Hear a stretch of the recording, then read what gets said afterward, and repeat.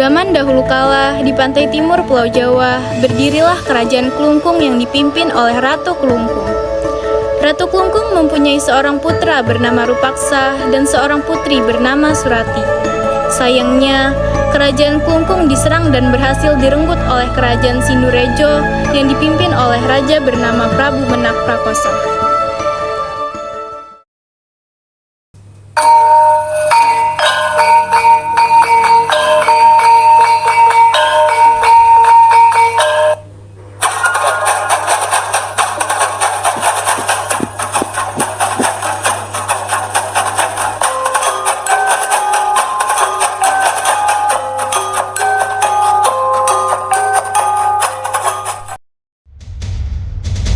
Rupaksa, Surati, cepat kemari. Hah? Ada gerangan apa, Bunda? Bunda perintahkan kepada kalian berdua untuk segera meninggalkan kerajaan ini. Saat ini, kerajaan kita sedang diserang habis-habisan oleh kerajaan Sindurejo yang akan memperluas daerah kekuasaannya.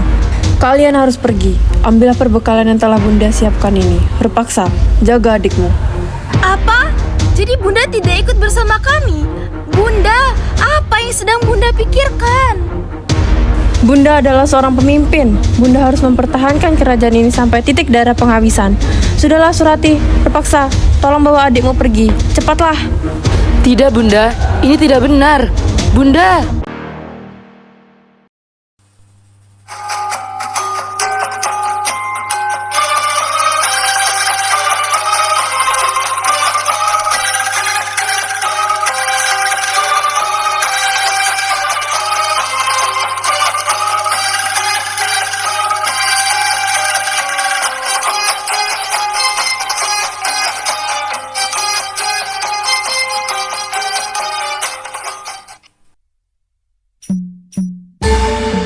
Hei Ratu Klungkung, kerajaanmu telah diserang dari segala arah.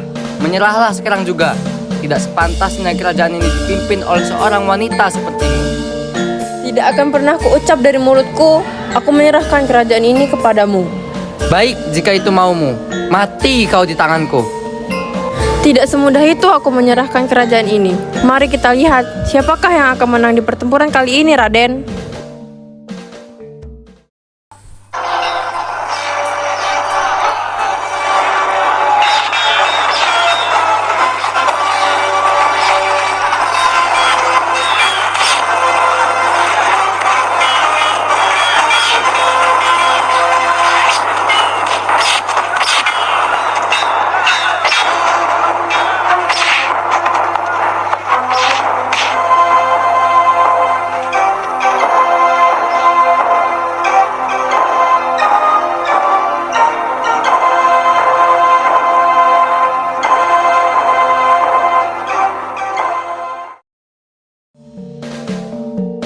Saat terjadinya peperangan, Rupaksa dan Surati berhasil melarikan diri. Namun, mereka terpisah ketika dikejar musuh. Prabu Menak Prakosa memiliki seorang putra bernama Raden Banterang. Raden Banterang, putra raja ini memiliki paras yang tampan. Perawakannya pun gagah perkasa seperti ayahnya. Hanya saja, tak seperti parasnya yang tampan, sikapnya kurang baik. Ia merupakan seorang anak yang mudah marah. Ia juga sulit untuk mengendalikan dirinya. Jika ia memiliki suatu keinginan dan tak ada orang yang melaksanakan keinginannya tersebut, ia tak segan membanting barang di sekitarnya dan memberi orang yang diperintahnya tersebut hukuman berat.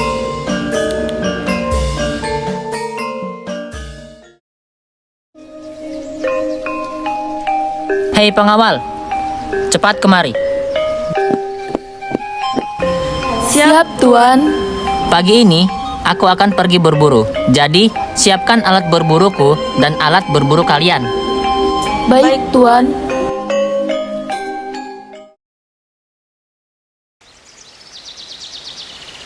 Menurutmu, hari ini kita akan berburu apa? Bagaimana kalau kita berburu kijang atau inopa, Tuan? Hah? Ada-ada aja kamu ini. Bagaimana kalau kita menyebar saja, Tuan?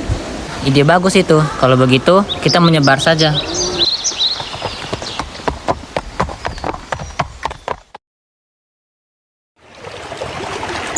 Setelah merasa lelah dalam perburuan, ia memutuskan beristirahat. Di sela waktu istirahatnya, karena ingin membersihkan diri, maka Raden Banterang pergi ke sebuah sungai seorang diri. Aku akan ke sungai untuk membersihkan diri. Kalian tunggu saja di sini. Baik, Tuan.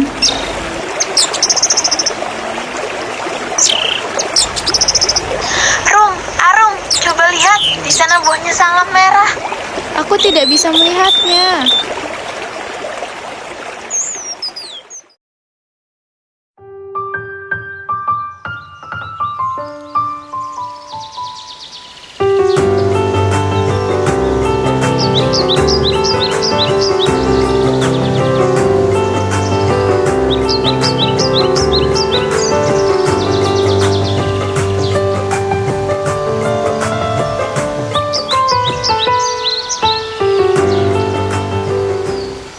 Hai gadis cantik, siapakah gerangan dirimu?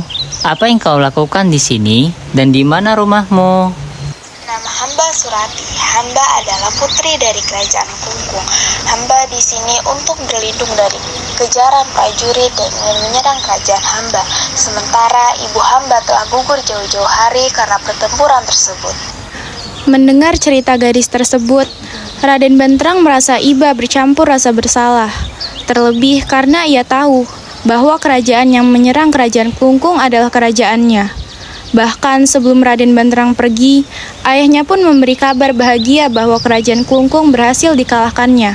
Itu artinya, Ibu Surati terbunuh oleh prajurit dari kerajaannya. Oh, jadi begitu. Kalau begitu, apakah kau mau ikut bersamaku ke istana dan menjadi permaisuriku? Hah? Istana? Apakah tuan ini seorang raja? Betul, aku adalah seorang raja. Hari ini, aku pergi berburu dengan pengawalku dan aku bertemu denganmu. Jadi, kutanyai sekali lagi, maukah kau menjadi permaisuriku? Tapi, apakah pantas saya ini bersanding dengan yang mulia?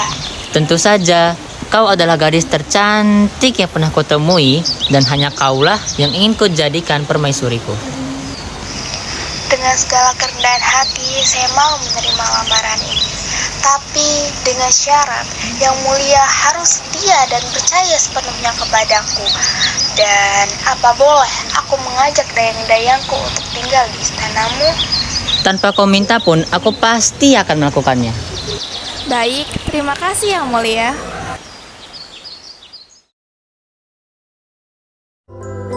Raden Banterang pun membawa Surati pergi ke istananya. Hari demi hari, mereka bersama. Raden Banterang semakin dibuat jatuh cinta oleh Surati. Pun halnya dengan Surati.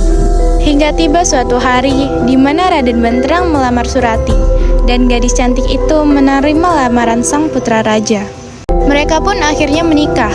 Semua rakyat tentu bergembira dengan pernikahan tersebut.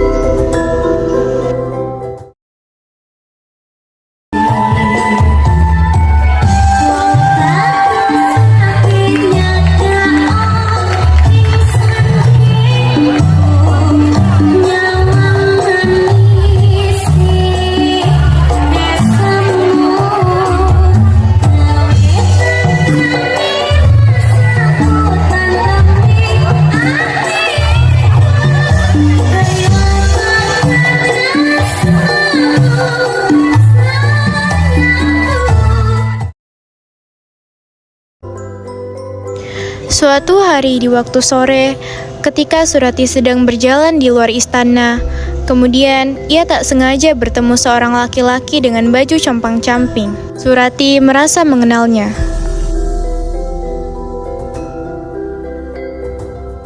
Kakak! Adikku, Aku percaya kakak masih hidup, meski sebelumnya aku berpikir keluargaku tak ada lagi yang tersisa. Surati, syukurlah Dewata masih melindungiku dan memberi kehidupan untukku. Hanya saja, apakah kau tidak tahu bahwa kau menikah dengan anak raja yang menyerang kerajaan kita? Apa? Iya Surati, maka dari itu, maukah kau membantuku balas dendam dengan kerajaan orang-orang yang memporak-porandakan kerajaan kita? dan membunuh ayah kita, Surati. Maaf kak, aku tidak bisa karena bagaimanapun juga pria itu adalah suamiku dan dia memperlakukanku dengan sangat baik. Terus terang, aku benar-benar kecewa denganmu, Surati, karena kau tidak mau mengikuti rencanaku. Maka simpanlah keris ini sebagai tanda kenang-kenangan dariku.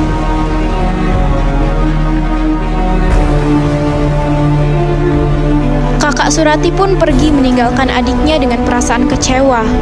Namun, hal tersebut juga dirasakan oleh Surati. Ia merasa bersalah.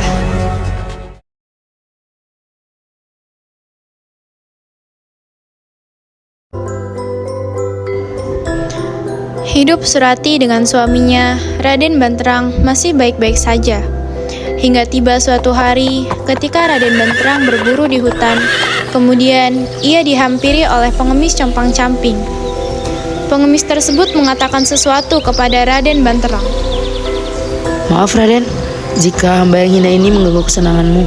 Tadi pagi, hamba melihat Tuan Putri bercakap-cakap dengan kakak kandungnya, yang ternyata adalah putri kerajaan Kelungkung.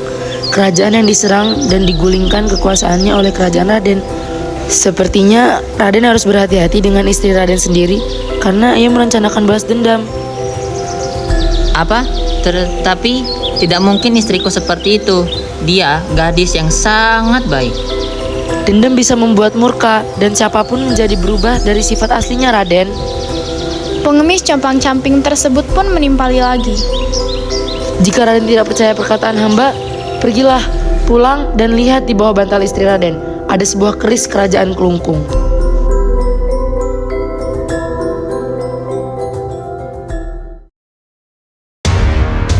Mendengar hal itu, Raden Banterang pun pulang.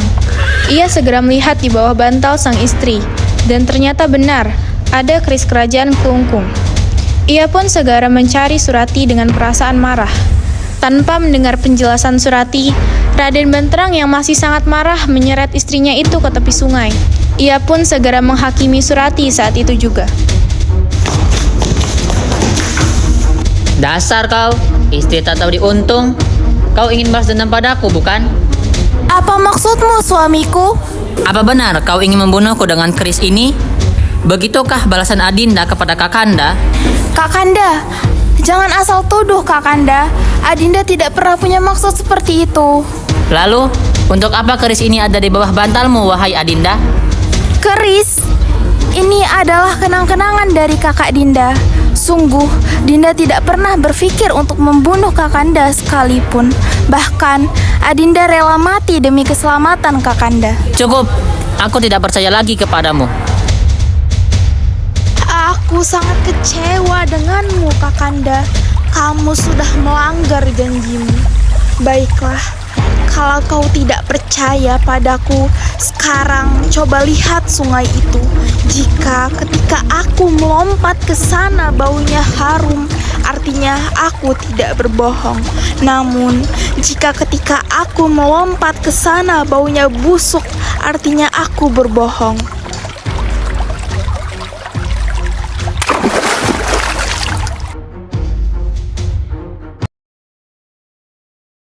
Hah? Bau apa ini? Wahai Adinda, maafkanlah Kakanda yang sudah tidak percaya lagi denganmu ini.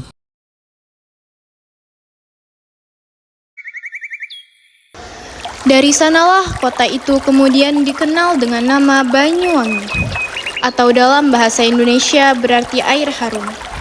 Wanita pengemis compang-camping yang memberikannya informasi tentang Surati adalah kakak Surati sendiri. Kakak Surati pun menyesal bahwa apa yang dilakukannya ternyata membuat adiknya sendiri terbunuh. Ia juga meminta maaf kepada Raden Banterang atas perbuatannya itu.